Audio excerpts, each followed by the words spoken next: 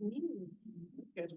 So let me perhaps start by first, of course, welcome our distinguished guest, Cheryl Lawther from Belfast, our panelists, and of course, each one of you here with us today. We are here to discuss Cheryl's last book. This is a research that has, by its name, Constructing Victimhood, Beyond Innocence and Guilt in Transitional Justice. This book has just been, am I speaking? A little bit louder, please. Louder? Okay. I don't think I have a microphone. Yeah. All right. Let me see.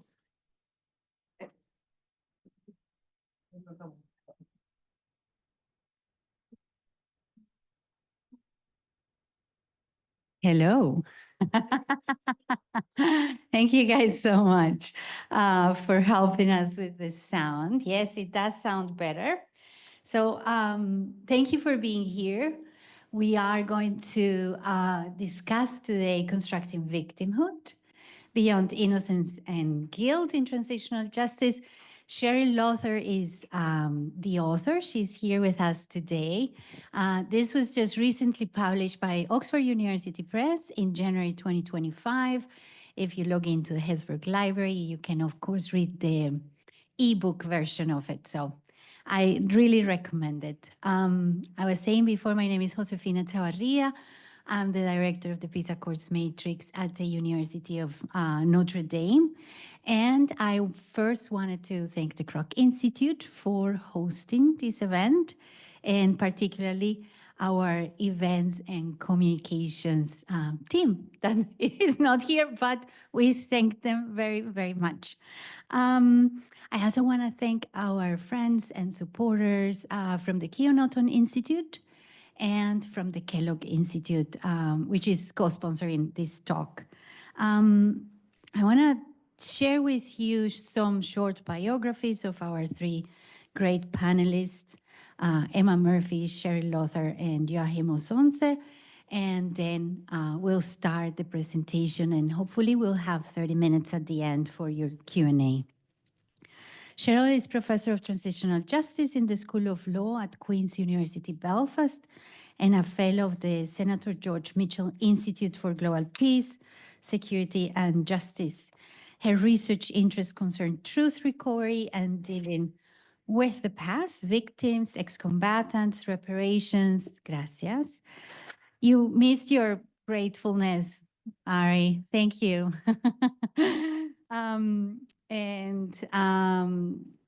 She is also the lead editor of the Research Handbook on Transitional Justice. I think many of our students have read parts of this book. It's really fantastic. It's also on our library in e-form. And beyond academia, Cheryl is an active member of civil society in Northern Ireland and a member of the Victims Payments Board and the Victims Commissioners Advisory Panel. Welcome, Cheryl, to Notre Dame.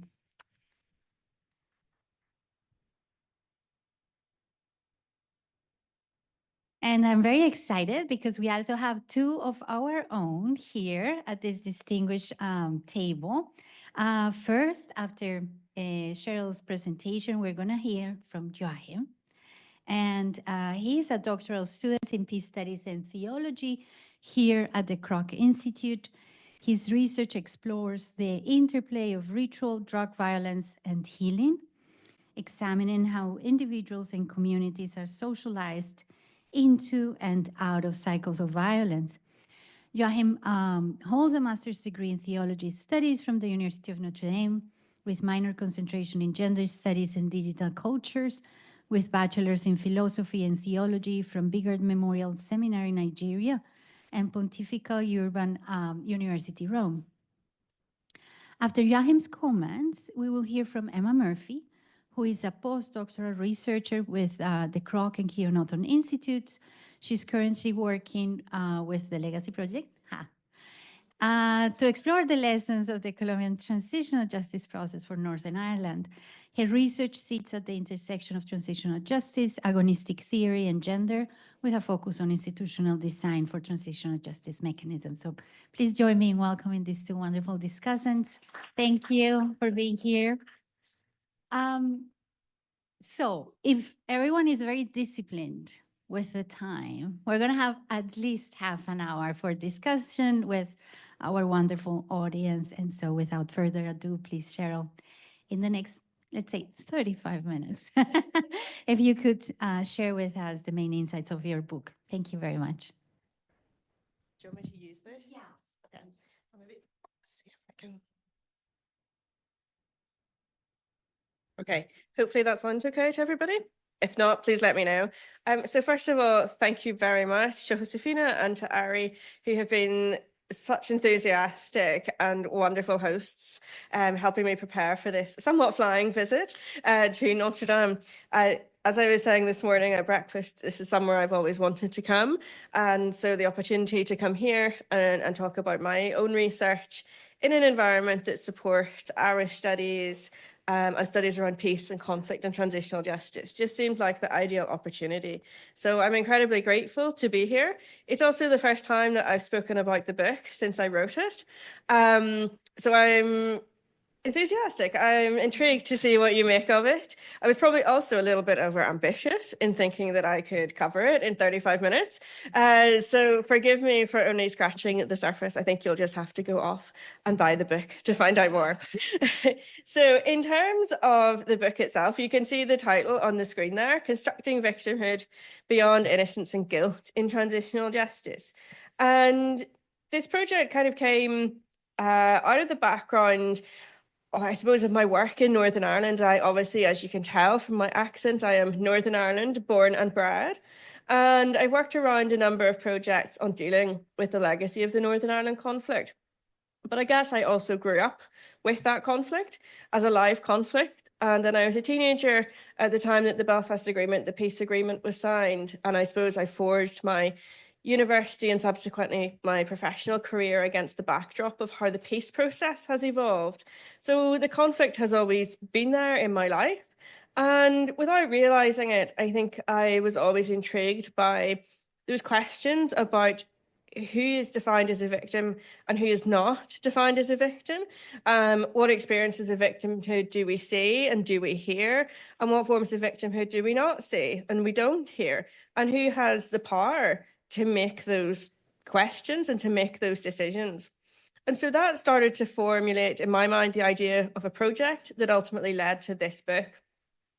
And when I looked at the international transitional justice literature and practice from other comparator jurisdictions, there is a broad trend of moving away from very binary conceptualizations of victimhood in terms of the innocent victim and then clear blue water and then the guilty victim over there.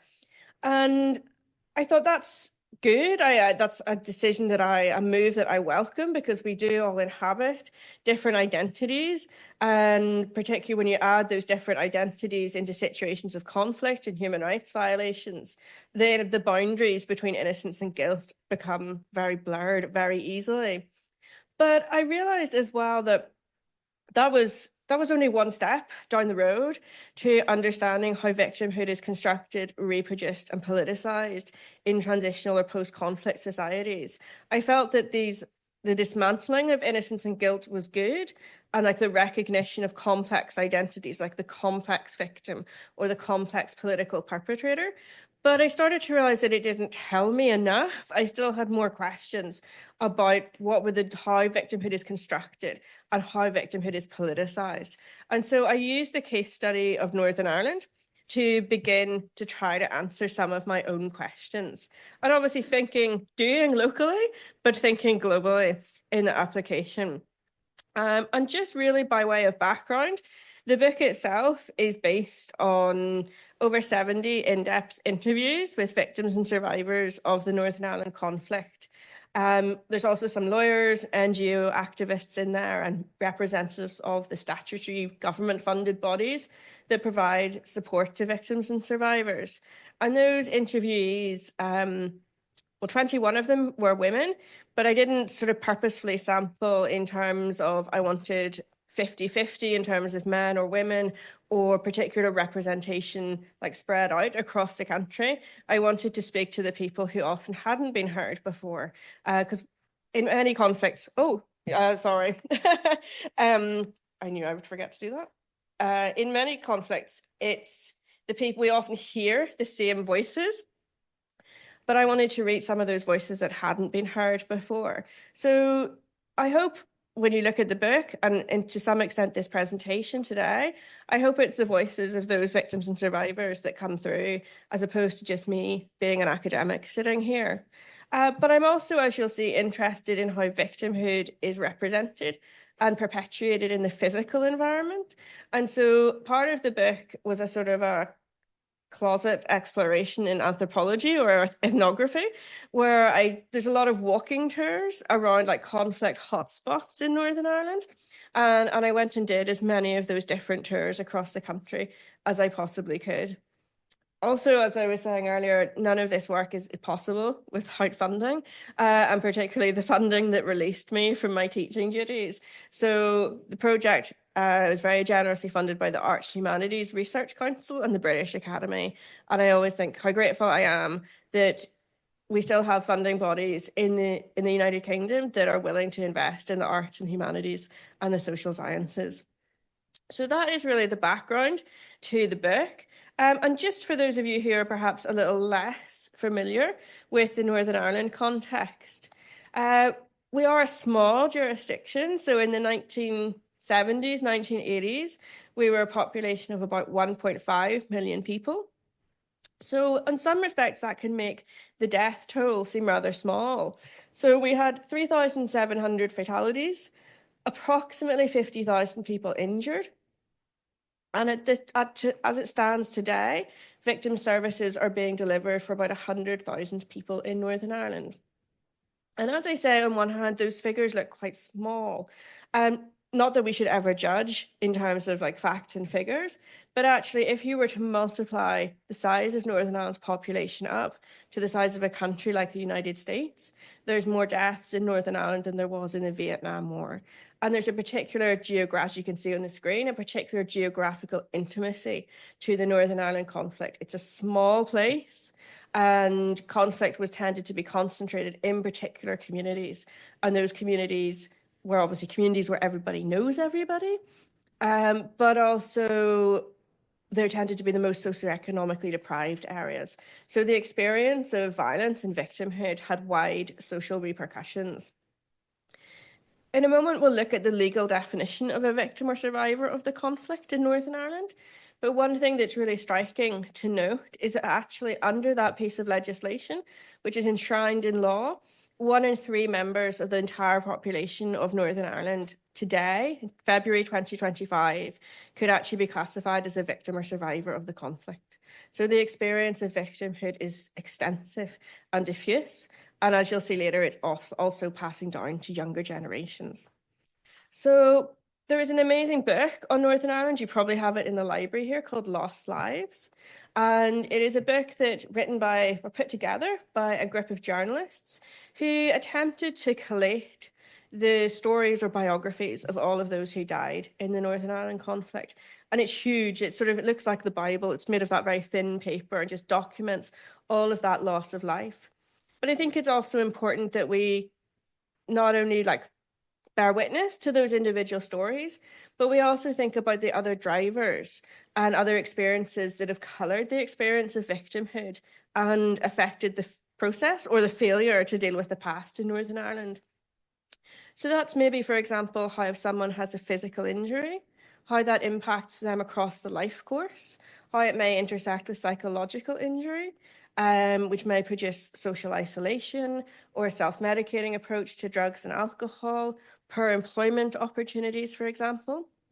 I've already touched on the geographical intimacy of the conflict, but one of our kind of big silences is around the legacy of sexual and gender-based violence in Northern Ireland, and I'll talk a little bit about that later on. We have incredibly high rates of prescription rates for antidepressants. I think we've one of the highest rates in the Western world of post-traumatic stress disorder. And we have a I think, the highest rate in Western Europe of young male suicide, and that is often the result of transgenerational trauma. So the picture on victimhood is complex and it's diffuse. It's also hotly politicized. So in contrast to, oh, I need an assistant. In contrast to, well, actually, I suppose in keeping with the international approach or the broader trends in transitional justice around recognizing the complexity of victimhood and the existence of those complex political victims or victims turned perpetrators or whatever phrase you want to use, we have a legal definition of a victim or survivor of the conflict, and you can see that definition on the screen contained in the Victims and Survivors Northern Ireland Order. I'll not go through each individual clause. That's sort of less important than what the motivation is behind this piece of legislation. And so this is an inclusive definition of victimhood. It does not determine or distinguish between how you came to be a victim of the conflict. It just looks at what your objective need is in the present day. So it does not determine or discriminate. If you, for example, were a victim because of the bomb that you carried exploded and perhaps you lost a limb as a result of that, or if you were a civilian in a shop that was blown up while you were doing your shopping at the weekend. It looks at what the objective need is in the present day.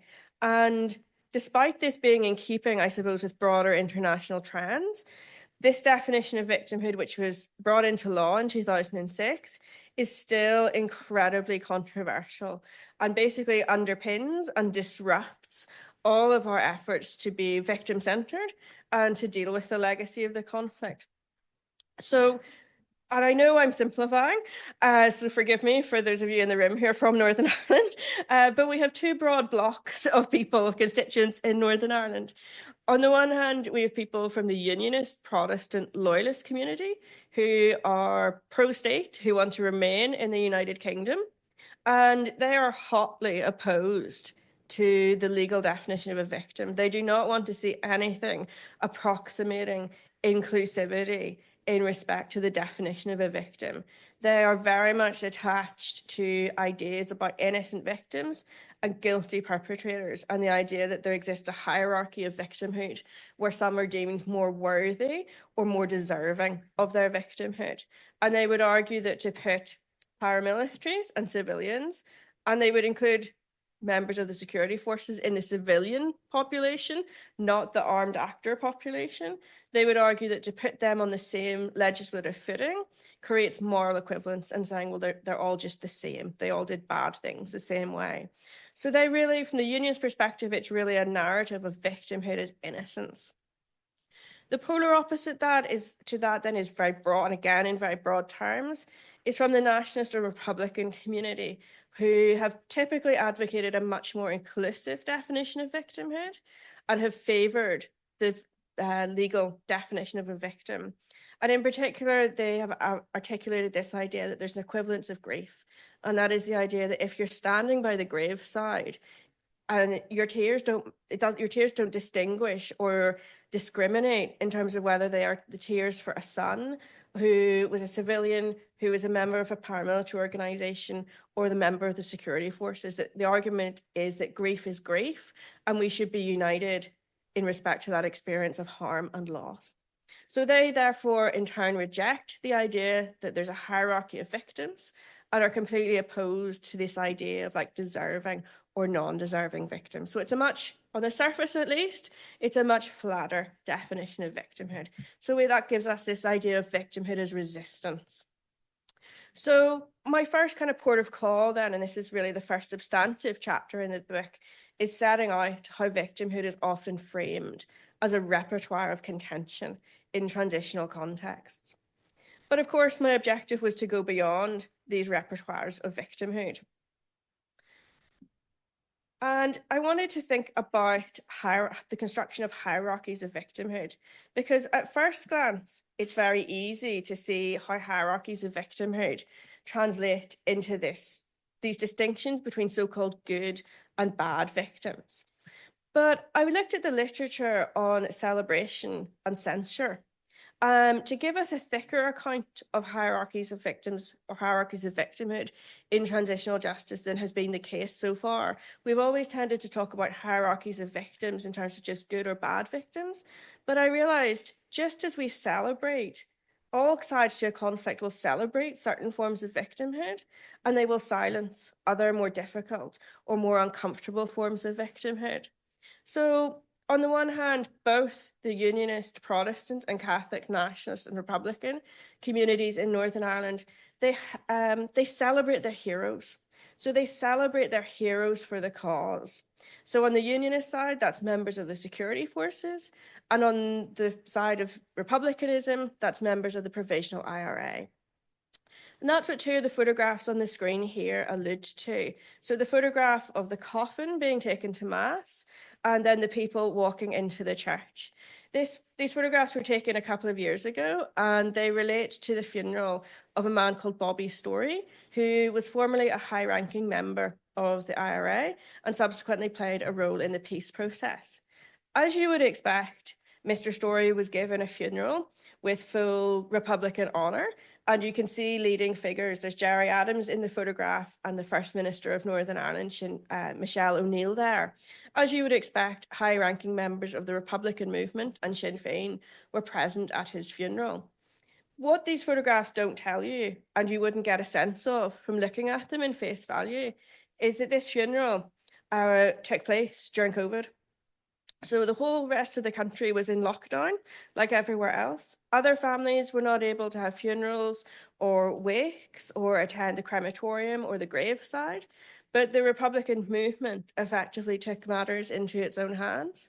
And they came out in tens of thousands, lining the roads, attending the church. And then after the church service, the body, the coffin, was taken to a local crematorium where the crematorium staff were told to go home and to get out of the way. And the Republican Sinn Féin and the Republican movement took over the crematorium. So it just is an illustration of how they elevate their heroes while civilians and ordinary members of the population during COVID, but also in death in general, are much more hidden from view. But there's also the celebration is paralleled by the silencing of other uncomfortable forms of victimhood. So within the Unionist community, we don't hear anything, and there's no recourse for victims within the Unionist community who are victims of state violence, so who are victims of their own community. Those individuals have nowhere to go. They don't even have victims groups that they can go to without actually having to go to a victims group in the Republican community, and that's totally taboo. Likewise, within the Republican community, they silence their own community's involvement in sexual violence, and they silence the killing of informers as well. So you can see on this screen that the bit of writing on the wall, that warning, touting can seriously damage your health. So tout is a slang word for an informer in Northern Ireland, and informers were often young men, sometimes vulnerable young men, who were paid varying sums of money by the British state to feed back intelligence on the activities of the IRA. If you were an informer, or more often than not, if you were inaccurately suspected of being an informer, you had one certain outcome in life, and that was death. And there has never been, the Republican movement puts a lot of emphasis on its commitment to transitional justice and to truth and reconciliation and dealing with the past, but it won't do anything about the truth for the families of people who were killed as alleged informers. So they are also missing from the historical narrative. But then we need to add another dimension to our study of how victimhood is constructed. And my third theme then became the theme of voice. And there's two particular forms of voice that I wanted to highlight to you today, or dynamics around voice. And you can see some victims' voices on the screen here that speak to these dynamics. The first of these is how, as Barker says, that pain is often becomes a property, or we talk about the politics of pain, whereby victims' voices have historically and still continue to be used by politicians and others in positions of power in Northern Ireland to score political points. And often that's at kind of the high points or the more contentious points around the peace process, that sometimes you quite literally see victims, as it says on the screen, victims quite literally being wheeled out, put in front of the TV cameras, used and abused, basically. And then when that moment has gone, they're left. They're just dropped again. But there's also a question about volume and visibility, in that often it's those who shout the loudest who we hear the most. But there's lots of many other quiet voices who we never hear and who journalists won't go to because they know they can pick up the phone to person X and get a great controversial or provocative soundbite for them. So there's a differential between the voice and the visibility of certain victims' voices, but there's also subjective decisions made here in Northern Ireland and in many other transitional jurisdictions about the quality of victims' voices. So, for example, is someone a good orator? But perhaps more importantly, are they going to say something that suits the political narrative at the time? So there's our subjective decisions made about the quality of victims' voices. But on the other hand, we have what's one interview described to me as the freezing of voice, in that individuals become defined just by their voice, not any other parts of their identity. So you are just the victim of atrocity X, or you are just the son or the daughter of victim X. And you can see this on the screen. This is a woman who I interviewed, and she said, "What happened to me completely changed my life and will always change my life, and it will always be part of me. But I don't want," and then she paused, "when this court case and all is over, I don't want it to define me. I'm only 43. I've got time left. I want to have a life. I don't just want to be, oh, you're the girl whose daddy was killed," because I still get that. I still get that all the time. I want to have more. So people are pushing back against this very reductionist form of identity construction.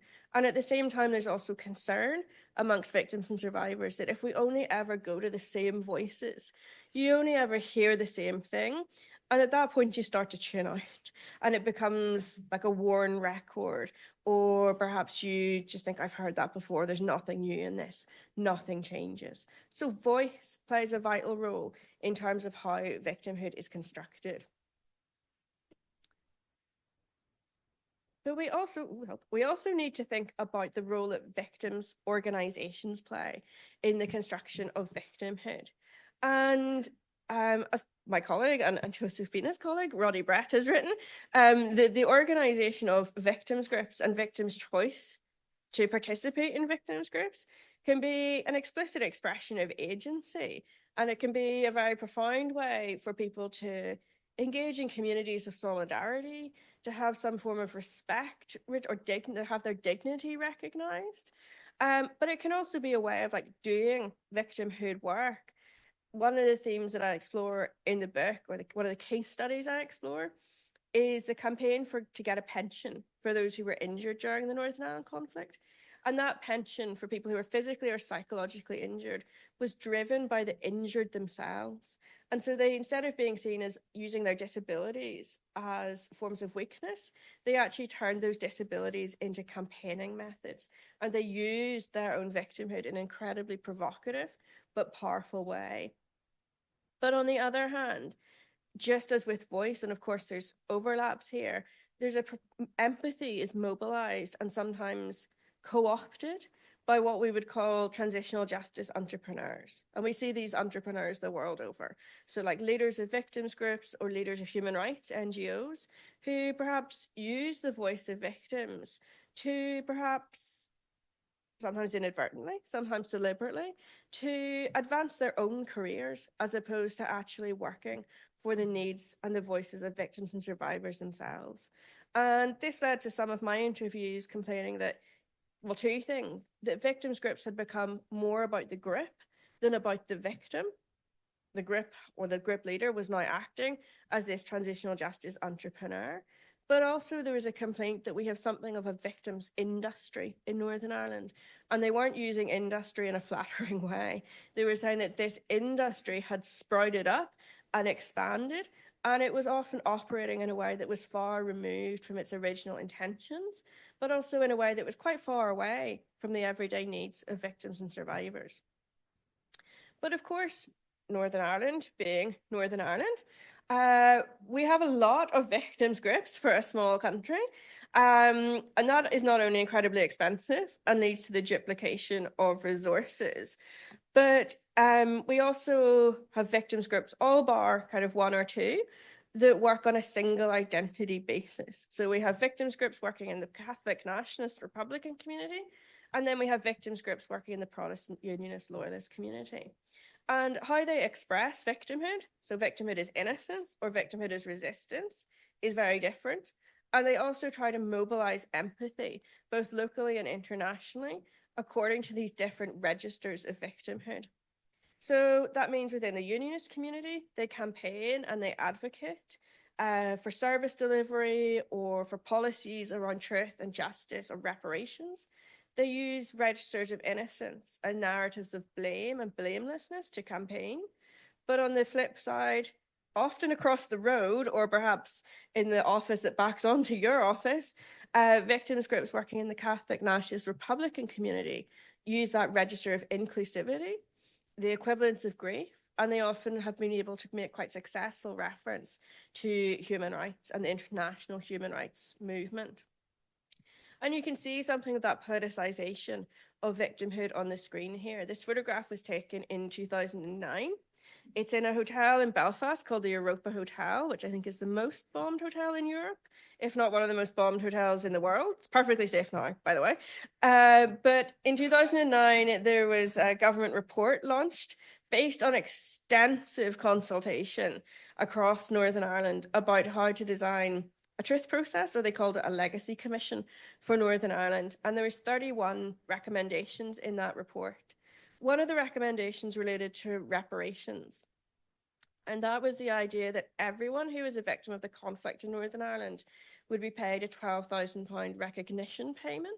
So it wasn't going to change your life in terms of a vast sum of money, but it was recognition. It was acknowledgement of what had happened to you.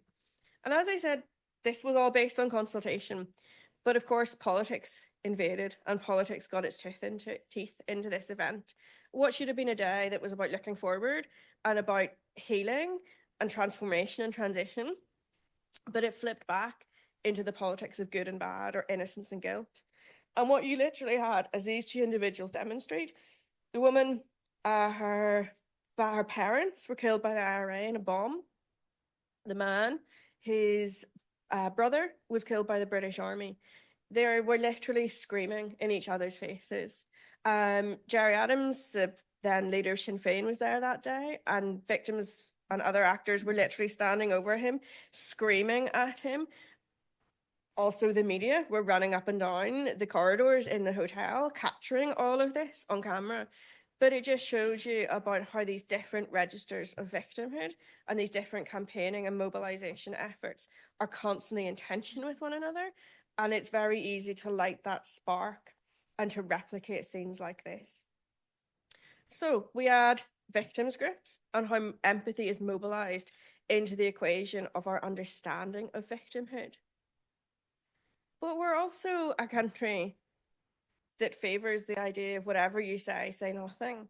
And I know that say nothing will be very familiar to you on the back of the book that is featured on the screen, but also the Say Nothing series on Disney, which I think both the book and the film or the documentary or whatever series, whatever it is, are really worth watching. And so another dimension to this research then was to investigate how victimhood is constructed both by denial and silence. And I was talking about this at breakfast this morning, how we have a culture of violence in Northern Ireland, but we also have really close-knit communities, and a close-knit nature of conflict has translated into a culture of silence. And those cultures of silence, I think, in many ways also create habits of silence, and those habits can be self-reinforcing. So on the one hand, we have the idea of silence as dignity. We're still quite a conservative, traditional family, community, country. So for some people, they feared still to this day of being identified as a victim. For other people, they thought that preserving the memory of the deceased meant remaining silent and just like staying in your box. For other people, silence was about protection. it's not the absence of words. For some people, silence is a response to trauma. For some people, it's a way to protect family members. For other people, it's how to live with that experience in the present day. And then there was also a sense of silence as fear, that if you spoke out, violence would re-erupt or your family would be stigmatized or traumatized in some way. So we have these different dynamics and cultures of silence, but we also have a very distinctive form of silencing that moves beyond this idea of being unspeakable to actually promoting a clandestine experience. This idea of promoting or transforming certain forms of victimhood into his hidden historical otherness. And so what we're basically talking about is the deliberate silencing of certain forms of victimhood and the silencing of certain variants of harm. And the one which I really don't have time to go into in much detail at all, that I focus on in the book is the silencing of sexual and gender-based violence in Northern Ireland. And I argue that there's two main drivers for that. On the one hand, the security situation during the conflict meant that the security priorities of the state dominated. The criminal justice system, as we know, is not equipped to deal with sexual and gender-based violence, never mind conflict-related sexual violence. But also we had paramilitary organizations who policed their own communities. And in certain respects, particularly obviously in the Republican community, but also slightly in the Loyalist community too, rejected the attempt of the state to police those communities. So matters were handled in-house, if you like. But then we also, and the primary perpetrator of conflict-related sexual violence in Northern Ireland is, still is, members of the Republican movement. And the Republican movement, if you know anything about republicanism, views itself as like a legitimate state in waiting. So it handled things in-house. If an offender was identified, that offender was perhaps moved around the country or perhaps moved across the border.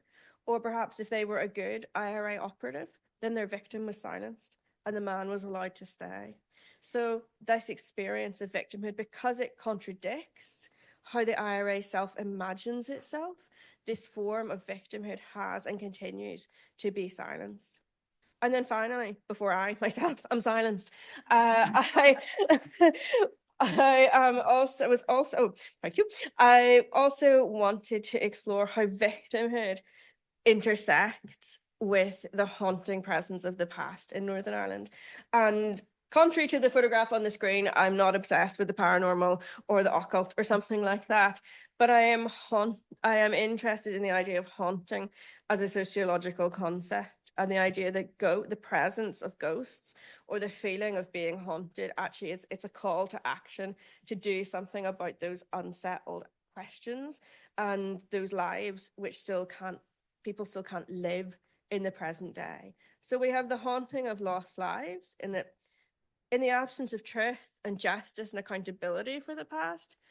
The living and the dead can't rest because the living are continuing to advocate, but the dead continue to be used as coins or as chips for political point scoring.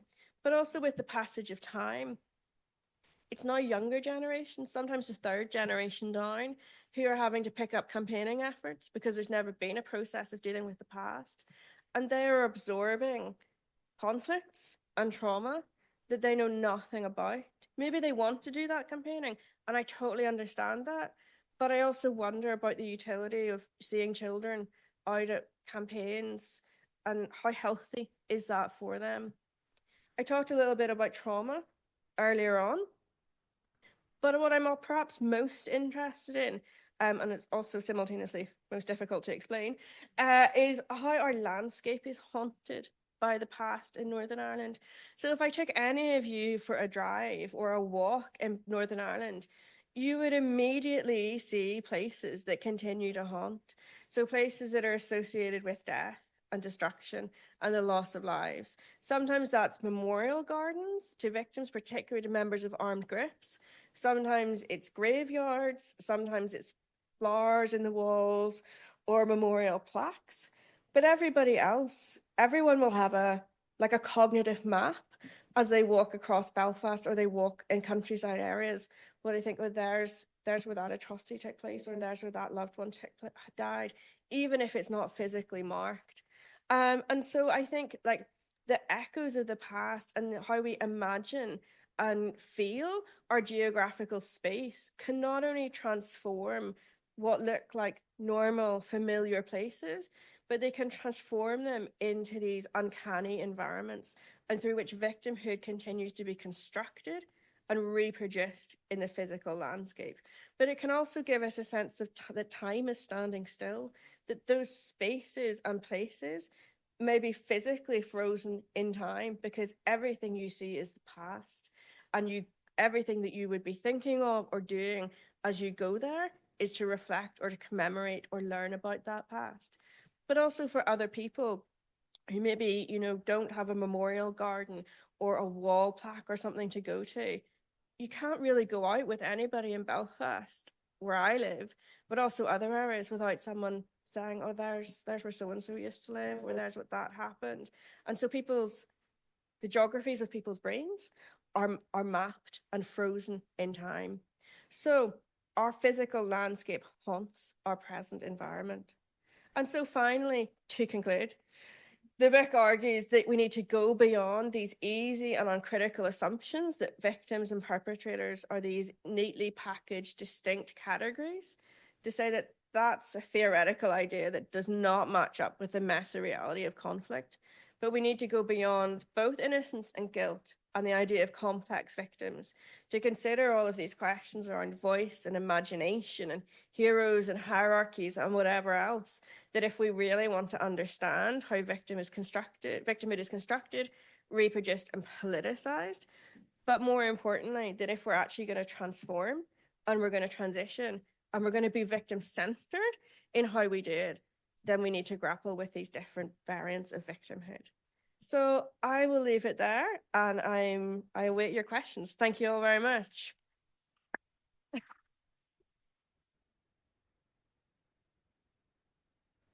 you very much, Cheryl. Thank you for the wonderful presentation. May I ask you if you can maybe pass the microphone to us? Thank you so much. Thank you. Right. In around 10 minutes, that would be lovely. I'll try. There is a saying in many African cultures that a child belongs to its parents while in the womb, but once born, it belongs to the community. So after his birth, the parents present this child to the community in the presence of kinsmen, friends, and well-wishers in a lavish ceremony. In my language, it's called Ikuputanwa. In this spirit, I would like to begin by thanking Dr. Lawther, right? Yeah, for her labor of love and for presenting us with this remarkable contribution to the academic community. When I met Dr. Lawther this morning, my first question was, how many centuries did it take you to weave this book together? As we've all heard, it's just a delight to read Constructing Victimhood and a privilege to share some of the reflections on it. I would describe Constructing Victimhood as a tapestry, as Dr. Lawther intricately weaves together a multitude of complex themes, drawing from trauma and grief studies, contentious politics and sociology, victimology, history and cultural studies, criminology and political theory, law and transitional justice. So although the book is rooted in transitional justice, her work is remarkably interdisciplinary, offering fresh and multifaceted perspectives on the politics of victimhood, with implications that extend far beyond Northern Ireland. Dr. Lawther's book builds on ongoing efforts to develop a victim-centered approach to transitional justice, as we've all heard, something that we're very fortunate to explore more and more at Kroc, particularly through the work of the Pixar Code Matrix. However, this work takes these distinctions a step further as she moves beyond the attempt to trouble the category of the pure victim or to challenge the victim-perpetrator binary or the conceptualization of victimhood in terms of innocence and guilt. Dr. Lawther redirects our attention to the very process of constructing and reproducing victimhood as a political project.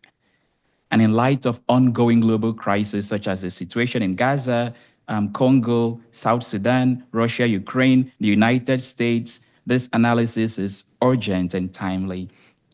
But I ask myself, what allows Dr. Lawther to plunge this constructivist depth and to lay bare the terrain and politics of victimhood in Northern Ireland?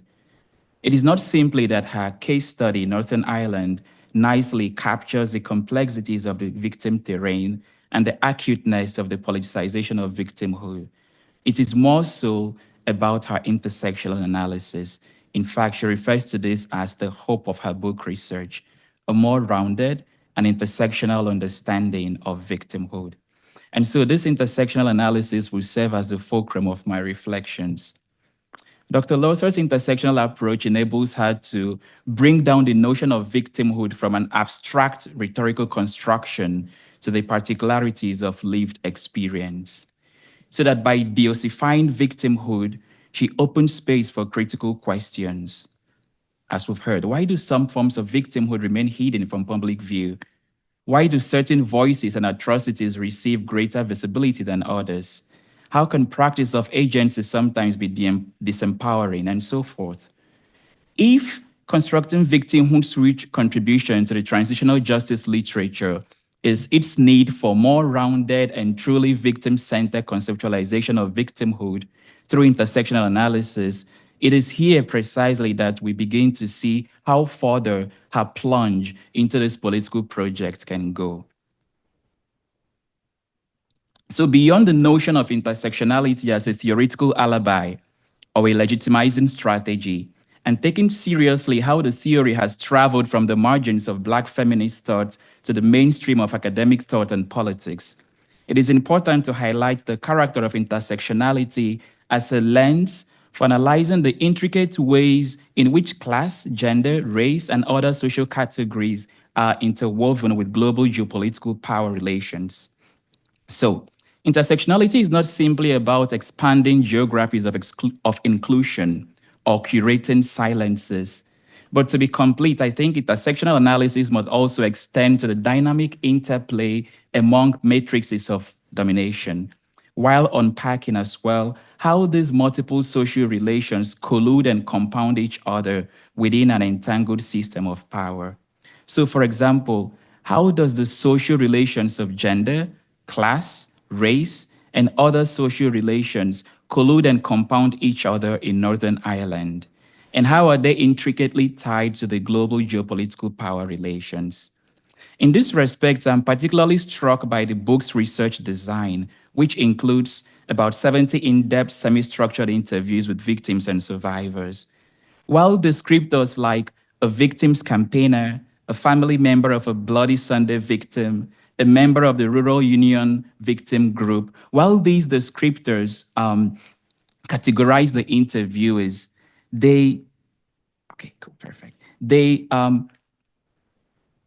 I wonder to what extent they enabled us to capture and to attend to the complex identities that shape their experiences of victimhood. So in this sense, constructing victimhood lures the reader to want to hear more and see behind the veiled faces of the voices they hear. And especially for a work that tries to go beyond freezing voices, I think this is super important. Perhaps this tension arises from a technique of your work to maintain the anonymity of your interviewees. But while these two are not mutually exclusive, especially if the question of who a victim is a critical one for your project, I feel this tension also highlights how your work, like any scholarly work, is itself tied into the politics of the construction of victimhood and of what we come to hear and not hear, see and not see about victims. And for a very sensitive area, this reflexivity cannot be a luxurious enterprise.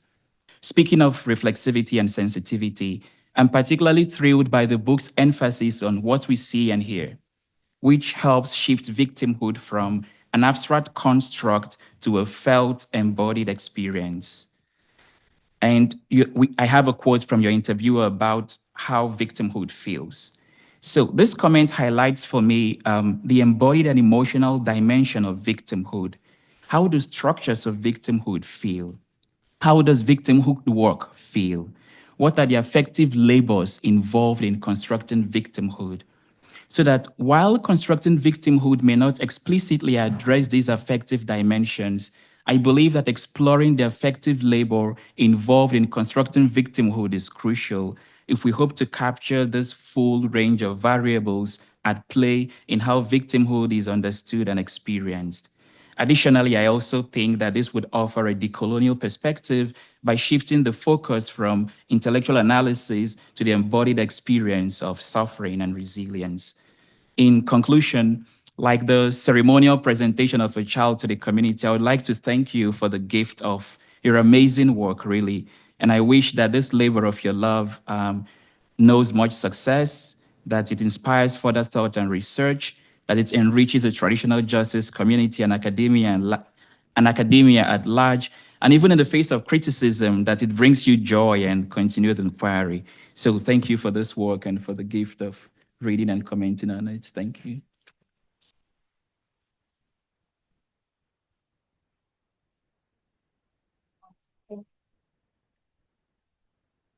You.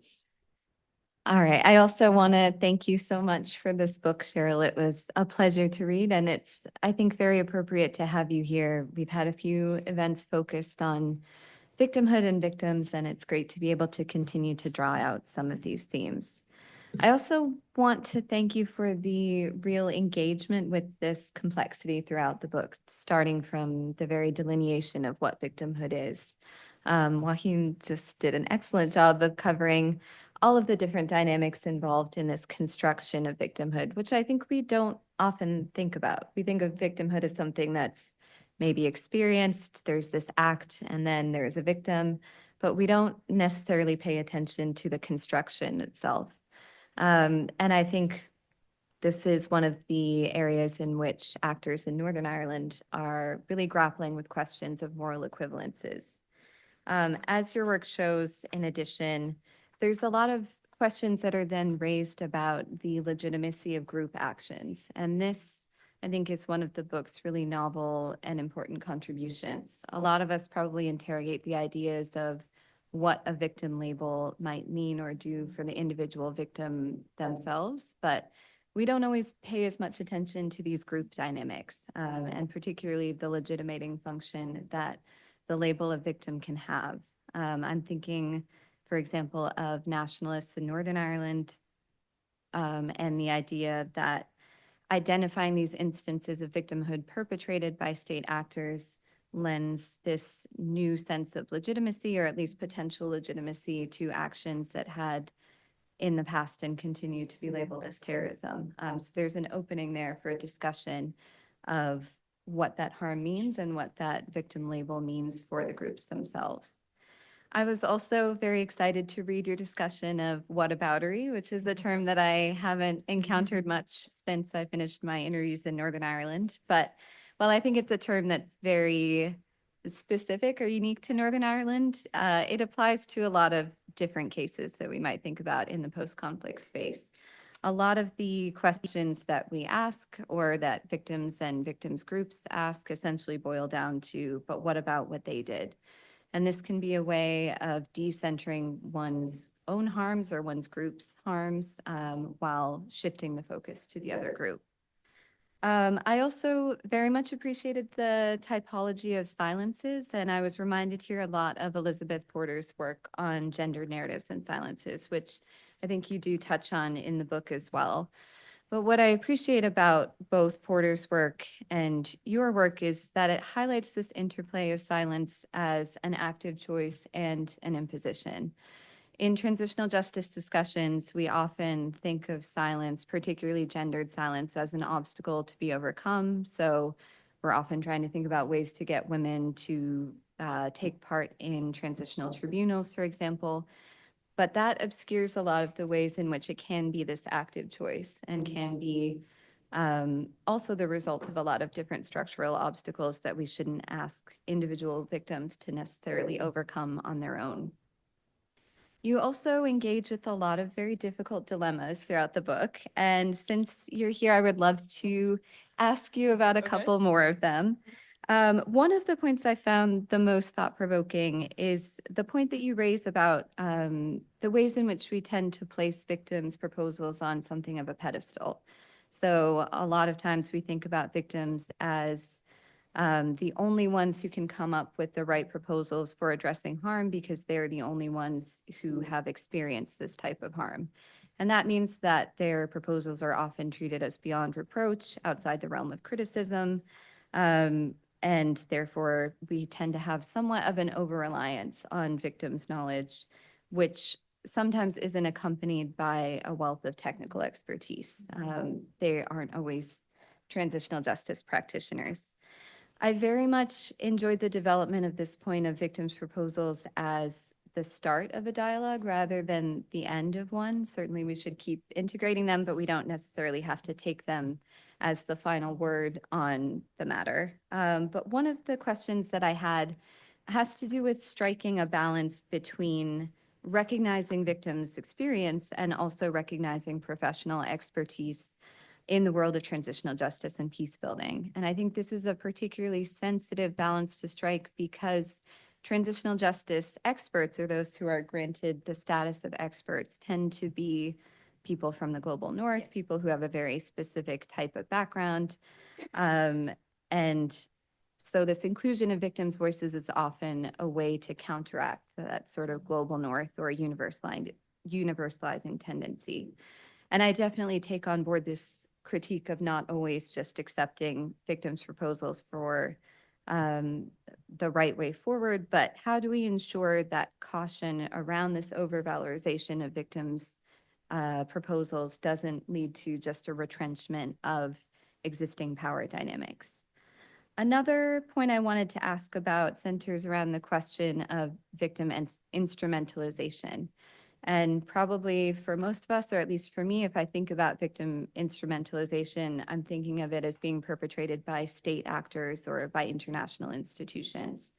This is particularly true when we think about forcing victims to take part in processes that are, again, very general, very universalized, and don't necessarily allow victims to take part in ways that might be empowering for them or in ways that allow them to share their own narratives. And you bring in the work of Roxani Cristalli in some of this discussion, and she really delves into those victims of state bureaucratic involvement with victims and the ways in which this can deny victims their status as political actors. What you highlight in the book that I thought was really original and interesting, though, is this idea of the victims' organizations themselves as potentially instrumentalizing. I know I would certainly be guilty of thinking of these as sort of an unparalleled good for advocating victims' interests, but this is a really great example in the book where you talk about Relatives for Justice and the ways in which they, in some senses, ignored victims' demands to engage with institutions like the Historical Inquiries Team, and instead pursued their own objectives as an organization, which centered on a lack of engagement with state institutions. And we were talking about this earlier, but I think we see this mimicked a lot in RFJ's responses to the Independent Commission for Reconciliation and Information Recovery, which is the most recent addition to this transitional justice landscape in Northern Ireland. And certainly there are legitimate concerns there about compliance with the European Convention on Human Rights and with questions about the institution's independence. One other point that you bring out related to instrumentalization, though, has to do with the idea of this freezing of victims' identities at the point of trauma. And you note that this can contribute to a culture of dependency, a confinement to a victim identity. And I wondered if you could tease out this point a bit more, because I'm curious about whether you think holding on to a victim identity in perpetuity is in itself problematic. You describe some of the critiques of the victims industry and note that this can be problematic. But to bring back in Cristalli, one of her concerns is that state institutions view the quote unquote good victims as the ones who ultimately stop holding on to this victim label. There's a sense that victims should move on from this identity. So is there a danger of creating or recreating a new form of victim hierarchy by expressing concern that victims might become part of this culture of dependency. And one final point that I'll end with, in the conclusion of the book, you talk about a lot of the different ways in which these insights and transitional justice itself can be relevant to cases outside of the conflict arena. I'm curious, as a transitional justice scholar myself, whether you think there is still something unique about post-conflict or post-accord victimhood, and if so, what that looks like. So I'll stop there and thank you so much. Thank you so much.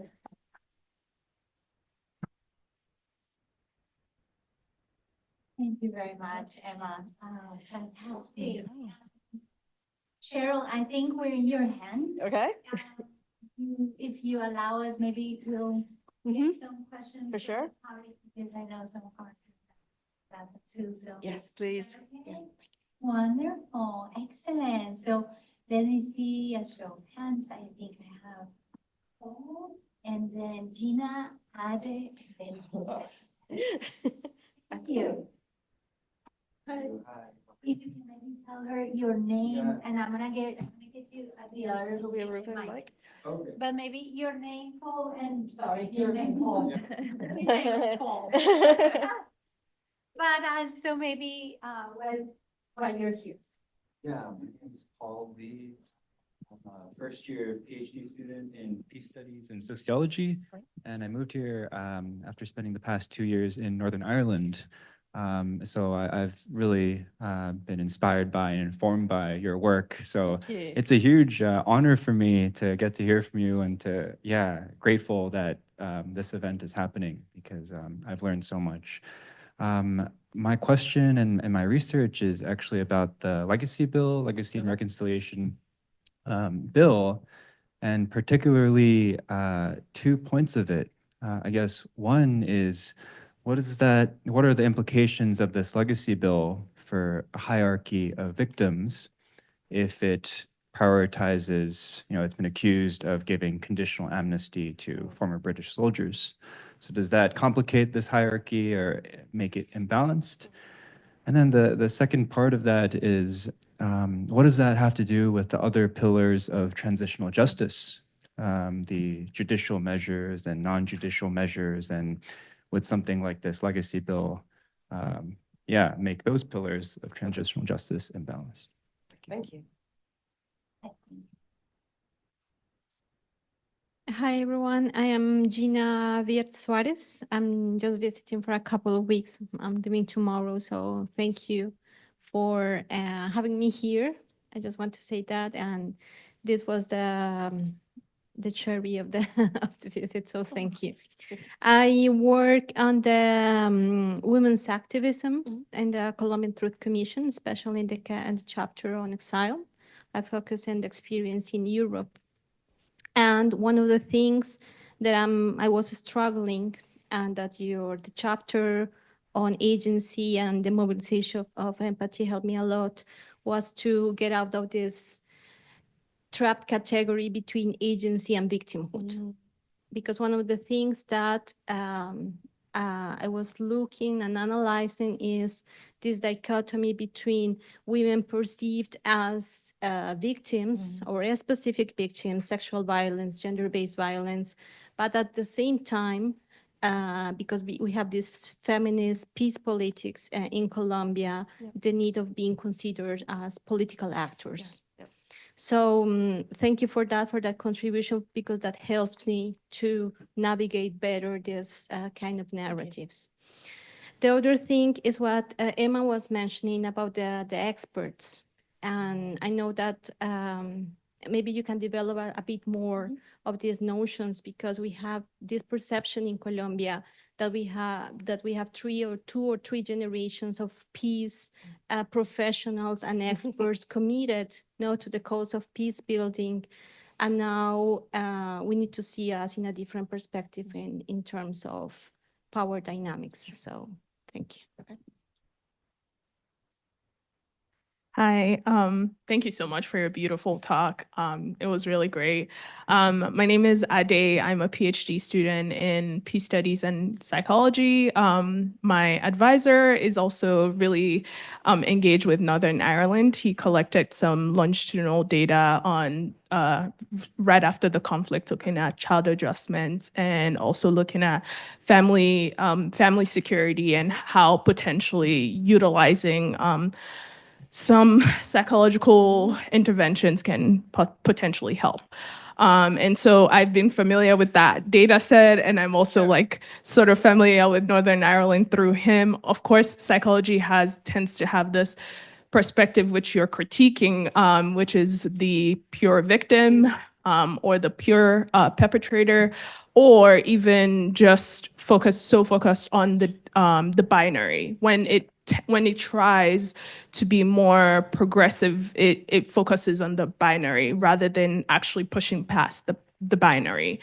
But two separate things I'm having here. I'm thinking about when you talked about the haunting, and I wanted you to really expand a little bit more on the haunting, because I think part of this is in some of the communities I'm talking to and coming from, a lot of them speak about the haunting too.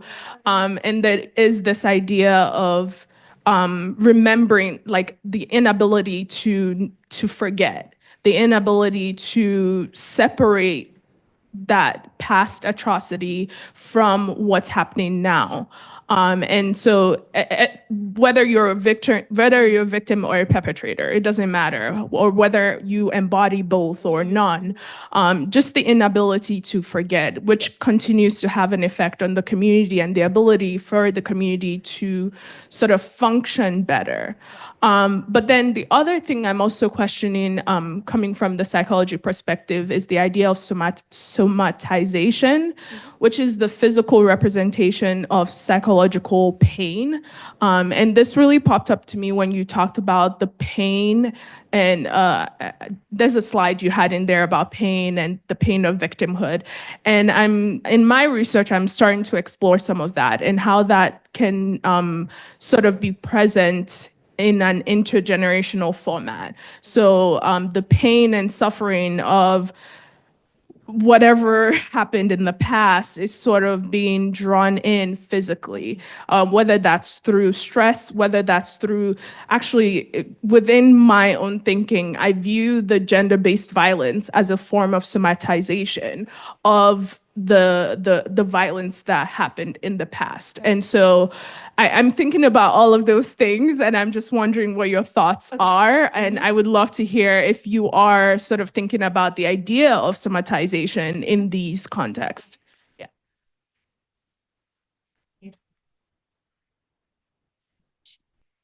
Thank you. Hi, good afternoon. I'm Fatima. I'm a South African, so I could obviously clearly see the parallels between what you are talking about and our context. What I was struck with right at the beginning is how individualistic the definitions of victims are. And what I thought about is how limiting this is in terms of the possibilities of intergenerational healing. Yeah. Because in my country, and like many others, Rwanda, Chile as well, when we did our TRC processes, we focused on these individual victims, the people who pulled the triggers, the people who were the victims of bombers. And then a generation later, or in the South African case, it's 3 decades later, most of the direct perpetrators of apartheid are dead. But their descendants who remain the beneficiaries of that system, the Elon Musk of this world, can today say, I didn't benefit from it. It had nothing to do with me. But the systemic residue of that system lives on very much with us. So I was wondering if that is something you thought about, and whether you came across the literature of a Ugandan scholar called Mduch Mandane, who spoke specifically about the limitations of this individualistic approach that doesn't take across the systemic legacies of the oppressions and the wars we've lived through. Thank you. Thank you.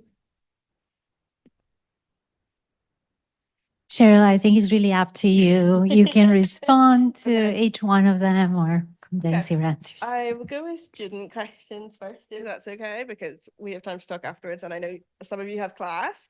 And also, well, my first overriding thought is, why did I not come here and talk to you before I wrote the book? So thank you so much, both to the discussants, for an incredible reading of it and for some really, really thought-provoking questions. I will take a lot away from today and from your questions, and I'd love to hear more about your own research projects.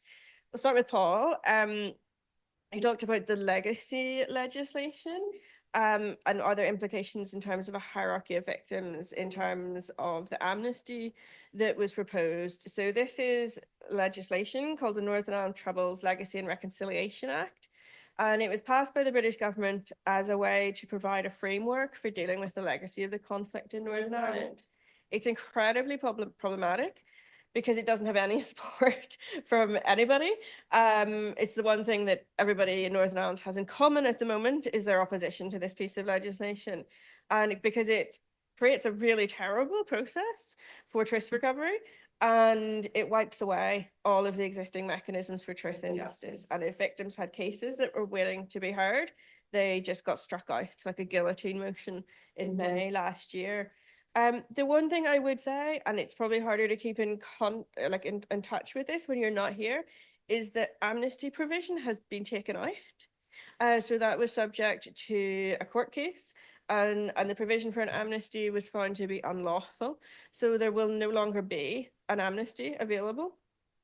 But it does, you're absolutely right, it does speak very clearly to a hierarchy of victims in that this amnesty provision really was designed to favour members of the British Armed Forces, so soldiers, members of what was the police during the conflict, the Royal Ulster Constabulary.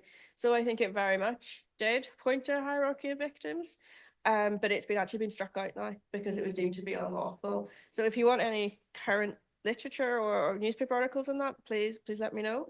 In terms of the relationship to the other pillars of transitional justice, I thought that was a great question. So for those of you who maybe aren't transitional justice scholars by background, maybe you are, transitional justice as a discipline is often presented as having 4 or 5 pillars. So around truth, I never get this right, but it's around truth, acknowledgement or accountability, reparations, memorialization, something like that. Our process of transitional justice is very disaggregated. So we've never had that overarching process of truth recovery. So we've done bits of truth here, and then we've done bits of reparations over here, and we've done bits of memorialization over there, nothing concrete or coordinated. So it doesn't really bear, the new legislation doesn't really bear any relationship to those other pillars of transitional justice in Northern Ireland. But equally, it doesn't promote the realization of those aims around commemoration or memorialization or seeking wider reparation. So it doesn't connect to them by the nature of the legislation, but equally the content of the legislation, you would think that those pillars of transitional justice didn't actually exist. One of the really interesting things to do, if you take that piece of legislation, that law that is designed for truth recovery, and you do a word search in it, the word truth does not appear anywhere in that legislation. So that tells you, I think, the intent of the British government as regards its commitments to dealing with the past. It talks about information recovery, and there's obviously a qualitative difference between truth recovery and information recovery. So I think that in itself is really telling. You had the question then on women's activism, but also you talked about like experts around like peace professionals and power dynamics, and you referenced Roxana Cristalli's work, so there's a bit of overlap. So Roxana Cristalli is a colleague in St Andrews, and she did her PhD based on fieldwork in Colombia. And her book is just out called, is it Good Victims, Bad Victims? And she has a brilliant phrase in it. She talks about like the transitional justice or the peace and justice swag in Colombia. That she said you couldn't go to an event or a meeting and you'd come away with like all this stuff emblazoned like with peace and justice language on it. She said it was like an absolute industry that was ripe with these peace professionals and power dynamics. And you'd asked how we don't replicate that or how we don't ensure those power imbalances persist. And I think I think we do. I've seen that, at home in Northern Ireland, where some people by nature of their role will play a long-term consistent role in processes of peace and conflict transformation. Other people will have discrete roles at specific times. But I don't think that just because someone has been a voice or expert once, that it should always be a case of flipping back to that voice. I think it's important to bring that multiplicity of voices to the table, and I think that's also quite gendered. I think there's often a domination of male voices as opposed to women's voices. So I think that we should always open ourselves to events like this, or to international travel, or to conferences where we have opportunities to meet other experts and other stakeholders who we might not always meet, and maybe have something to learn from other countries.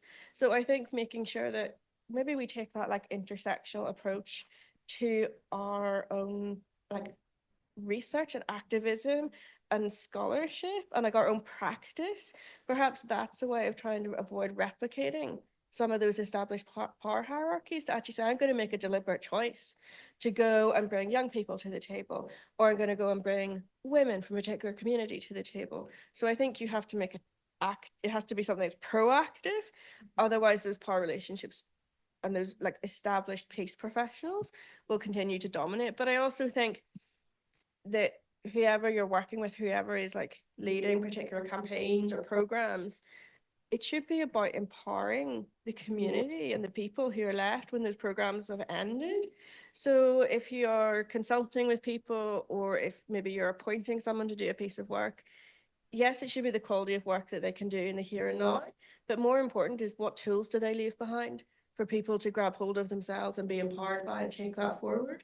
So it's not just the technocratic aspect of a piece of work, it's how much can they skill and educate and empower other people going forward. So I think we just have to be alive. It's not easy, but I think we have to be alive to those issues and make it happen. Because if you don't make it happen, it won't happen by itself. So I think that would be my take on that. Psychology is fascinating. I'm certainly not a psychologist. So it's really interesting to hear your thoughts and reflections on the attachment of psychologists to pure victims and pure perpetrators. I apologize for us. No, it's really interesting. And I thought your comments are actually really thought-provoking, that expand beyond some of the work in this book.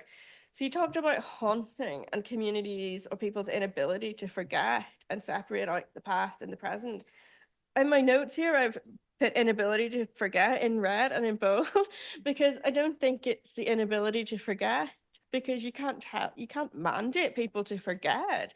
And you can live with many different dimensions to our lives. If we think of ourselves as a whole, like a pie chart, we all have multiple slices of that pie in there. So I think it's not about the inability to forget, it's being allowed to live in a situation where you can be, yes, a victim, but you're also maybe a mother, a school teacher, you're interested in art, you play a musical instrument, that it's not only that you're reduced to that one identity. And I think that people do get reduced or stuck in that one identity when we don't have adequate processes to allow them to deal with the past. And whether that's through psychological intervention, or whether it's through more formal truth and justice processes, I think if people can't get the answers or the resolution that they need, then they will be stuck physically and somatically. They will be stuck. So I don't think it's an inability to forget. I think it's getting people to a space where we can have all of those parts of our identity as equally valid and coexisting in a space. The somatization isn't a word I've ever used before. I've come across, but I haven't actually ever used it in anything that I've written. But I think you're 100% right, because as Josefina said at the start, I sit on a board in Northern Ireland called the Victims Payments Board, and it gives a pension to people who are physically or psychologically injured during the conflict. So people have to apply, and they're assessed on their degree of disability. And we see all the medical notes. It's very confidential, so I can't give you real life examples. But what I do see is the blurring of physical and psychological pain. 100%. In that, and also what you tend to get is like the moment of atrocity is here, and then it's like this massive rapid expansion over the life course. And I do often particularly see people maybe who are suffering like with fibromyalgia or chronic fatigue, and you sometimes think, is this a manifestation of physical trauma? I'm not a scientist, so I can't answer that. There's also some interest. Someone brought this up. I was at Rutgers earlier in the week, and somebody brought this up and they asked about what about epigenetics as well. And I think they're probably, I mean, it's too early to say, but I think there could well be some kind of coding in our DNA. But no, I think you're 100% right. I think the physical and the psychological are completely intertwined, and I think I sometimes think some psychological pain can be the result of physical pain or physical trauma, 100%. And then we had your last question then about the South African context. I think you're 100% right that like if we always flip back to the binaries, then we're never going to go anywhere. And I think I think that totally does inhibit future healing. And I think one of the big stumbling blocks in Northern Ireland is the fact that we still have a segregated education system. So I think as it stands, only 7% of children go to an integrated school. So it's not until they're maybe 18 where they're coming to university that they're actually mixing in a more cross-community way. I mean, it's not total polar separation, but it does mean that children are living in a particular geographical area, playing particular sports, going to different churches if they go to church, learning different variations of Northern Irish history, and have a specific understanding of the conflict. I know, like for me, it wasn't until I went to, my parents were very liberal and didn't really care one way or the other. They just like be good to children, basically. So they didn't really fuss. There was never any issue like that. But it certainly, for me, it wasn't until I really went to university and I started studying politics and meeting like different people that I thought, oh my goodness, there's a whole wealth of narratives here that I know nothing about and that challenge everything that I'd been implicitly or explicitly taught up to that point in time. But I was 18 or 19 at that point in time, and I actively sought that out. So, you know, if you're doing like, I don't know, engineering or something and you're not in that world, you're not going to come by those experiences as readily. So I think there has to be like structural change. And without that like proper full-on written branch structural change, then we don't really even have the opportunities for like really proper contact, never mind going beyond that. Was there any other questions from students? Yeah. I think we might have time for just one last question. Yeah. Go on. Just give me a second. Oh, you might. Think about this, and I'm certainly know very little about transitional justice. So I'm Grania McAvoy. I'm at the Keough-Naughton Institute for Irish Studies. When I think about like when I'm back home, I might be the only other person in Northern Ireland, and I wasn't offended by your, by your distinction earlier. There's a sense, you're talking about the smallness of the community, the proportion of the population that could be classified as victims. If I'm at home with my parents and we're watching the news and there's a story on the BBC Northern Ireland News about something to do with a victim, whether it's the legacy bill or, you know, there's a sense that this brings us back, right? This brings the news cycle back into the Troubles or the peace process. And when it comes to transitional justice, I'm thinking about what are we transitioning to? Is it assumed that we're transitioning to peace? And in that sense, are the victims holding us back from that transition? And I'm not saying they are. I'm saying, is that part of the concept? And also then, you know, if someone will continue to be a victim, and then their children and their grandchildren will continue to bear that legacy, where does that leave us in terms of like what are our benchmarks for transitional justice? I think that's a great question for like transitional justice as a discipline. Like, what is the end point? And some people now talk about transformative justice instead of transitional justice, which broadens out into looking at like socioeconomic transformation. But I suppose, what is the end point? There is a critique like even amongst the particularly I think amongst the civilian population, that those victims, like they're holding us back. Nobody cares anymore. And if we keep talking about the past, well, we're not going to get inward investment, and we're just going to look like this nation of people that like walk around sad and depressed and constantly fighting with one another. So there is a critique, and I think it's felt very acutely, obviously, by victims, that they're kind of being held up as the people who are disrupting peace and they're holding us back. But then I think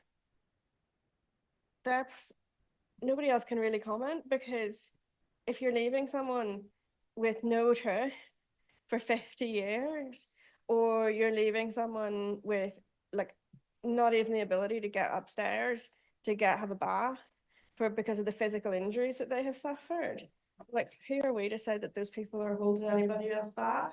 So I think it's probably actually our inability as a society, in particular political feeling, that we haven't stepped up properly with like proper political maturity to say like there are people out here that seriously need our help. And that's not about closing off the past, and it's not about saying, oh, you can like be a victim for another 5 years, but I think it's about allowing people to live comfortably in coexistence with what they has happened to them, but also allowing them to transition into the future. I think that's what the transition is. I don't think it's the bad past to the good future. I think that's simplistic. I think it's allowing people who have suffered most grievously to move beyond that. I hesitate to say closure or healing, because you may never fully heal, you may never achieve full closure, but a modicum of either might make your life completely different. So I think it's allowing people to transition from like, sometimes not for everybody. Some people, as we know, have suffered horrendous things and have more or less got up and got on, and have never said like, that's not part of my life anymore.